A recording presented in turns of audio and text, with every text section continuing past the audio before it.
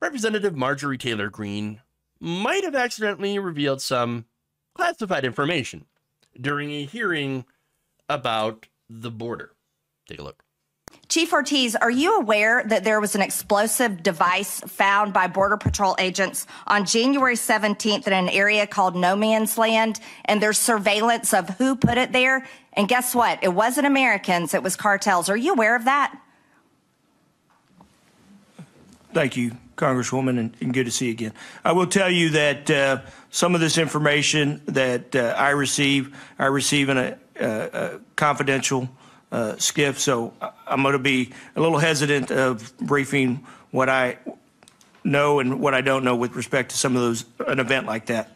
I understand, Chief Ortiz, but I'm not going to be confidential because I think people deserve to know. Our Border Patrol agents should not be in those type of conditions where they are at risk of being blown to pieces by the cartels, who, by the way, are criminals, and they should be treated as such. As a matter of fact, I've co-sponsored legislation to declare war on the cartels because they are definitely declaring war on us.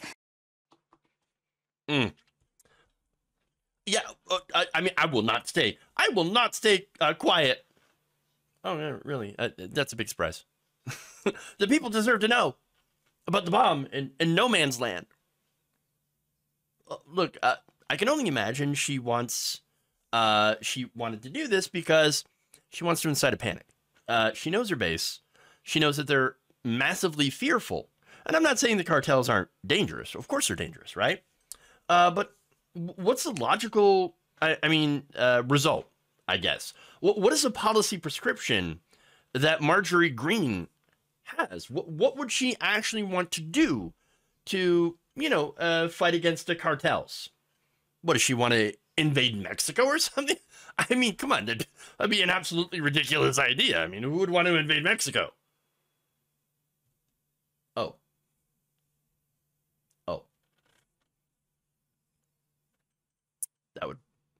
That would be your plan.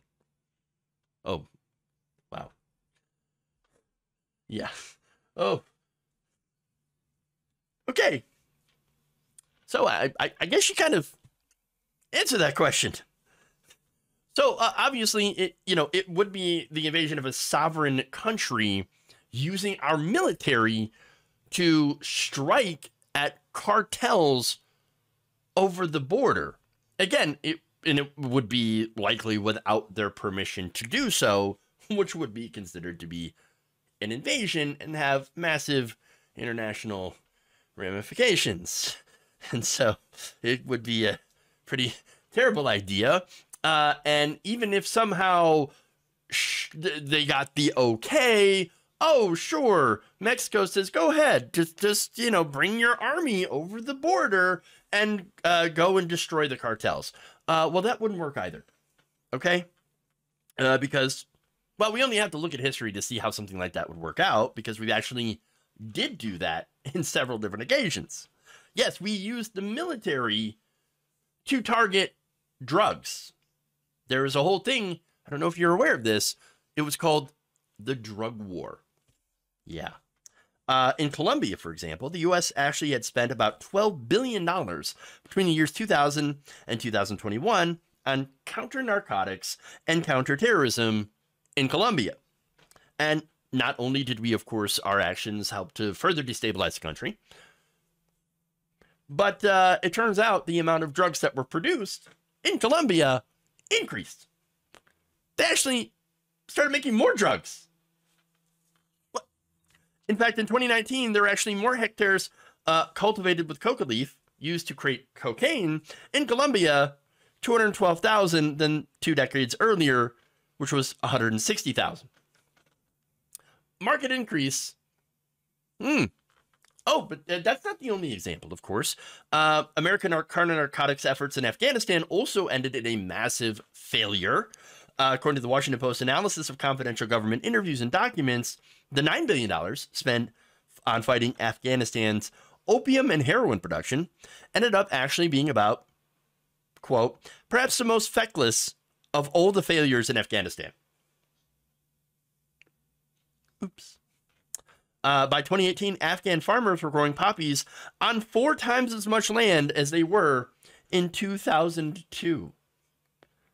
Operation Iron Tempest meant to cripple Afghanistan's opium production labs folded within a year. Many of the suspected labs turned out to be empty, mud-walled compounds, noted the Post. So here we have 2 good examples of how the war on drugs, how using the military to take on drugs and drug, dealer cartels, whatever, ended in massive failure. In fact, when it comes to who won the war on drugs, decidedly, it was the drugs. The drugs won. Yeah. Look, aside from wasting billions of dollars, at least, not only in Afghanistan, which again, a mess, but in Latin America, it's a mess. It's a mess. We spent billions of dollars and it's a mess. In fact, Latin America is one of the most violent regions in the world, and the criminalization of drugs has led to the proliferation of black market activity, which again is not a surprise. It's exactly what happens. You also have more, an increase in a lot of these countries' prison populations. You have corruption in the government, and an increase, of course, in drug gang-related murders, deaths. At least half of the violent deaths in Colombia, El Salvador, Honduras, Mexico, and Venezuela are estimated to be drug-related, according to the World Economic Forum. So now the result of all this just means that people have wanted to flee these countries to get away from all of this death. And they usually will go to the United States.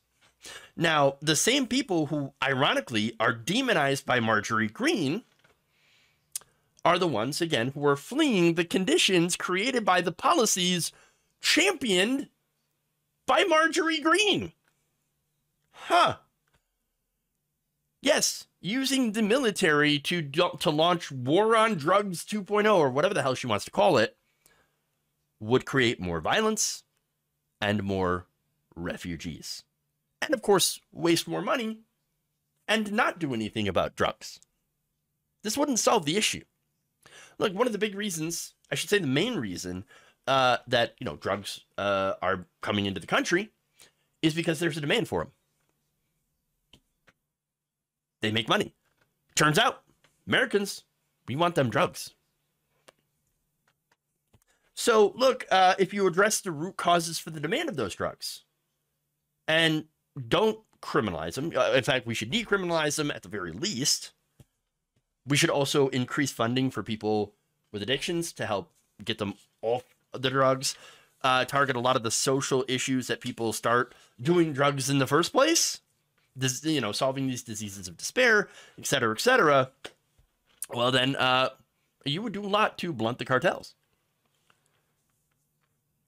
If you reduce the demand, they're conservatives. They should know this, right? Supply and demand. You reduce the demand, there's going to be less of the supply because they're not going to make money off this. There wouldn't be need to smuggle drugs across the border. But understand, though, where Marjorie Greene is coming from, what she ultimately believes. She believes that every situation can be, caused by, solved with violence. Use the military. Use the cops. Crush them. Destroy them. That doesn't work. She is she's basically advocating using the military as a hammer. Because the problem, which is a very, nuanced issue here, involving addiction, immigration, all these different things that are connected. She's simplifying it and saying, well, this problem is a nail, and so we're just going to get stick the military on it. We'll blow up, we'll blow our way through everything. That's it. We'll just bomb our way through our problems. And in that way, she is no different than the neocons that she claims that she is not part of. Anybody who says that, oh no, she is for peace, she is anti-war. No, she is here literally advocating for another war on drugs. Anti-war my ass, and of course, not going to solve any of the problems. In fact, she just makes some of the problems worse. But that's who she is.